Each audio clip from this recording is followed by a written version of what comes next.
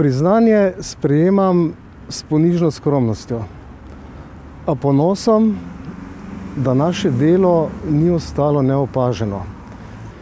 Ko govorim o našem delu, mislim seveda na svoje sodelavce, brez katerih delo ne bi potekalo tako, kot poteka.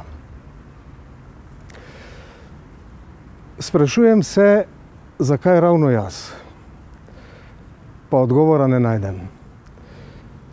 Delam pač tisto, kar nekako prihaja samo iz mene. Potem ni nič težko, vse teče samo po sebi. In vse je samo po sebi umevno.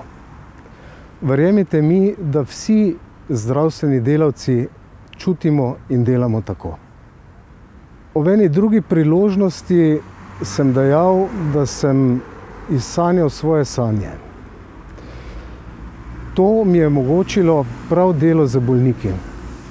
Odnos zdravnik-bolnik je vedno dvosmerna pot. Tako kot daje zdravnik bolniku, daje tudi bolnik zdravniku. Notranjega izpolnjuje in ga bogati. Prav zaradi tega in ne samo zaradi priznanja, ki sem ga deležen, sem vam dolžan svojo iskreno zahvalo. Tako se zahvaljujem vsem, ki ste bilo na kak način doprinesli k temu, da sem prejemnik tega velikega priznanja.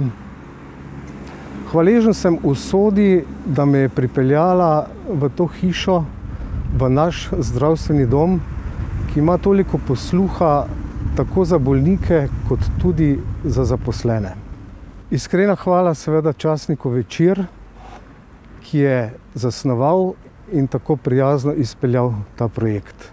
Nazadnje bi se rad zahvalil tudi svoji družini za vso razumevanje in potrpežljivost v letih mojega delovanja.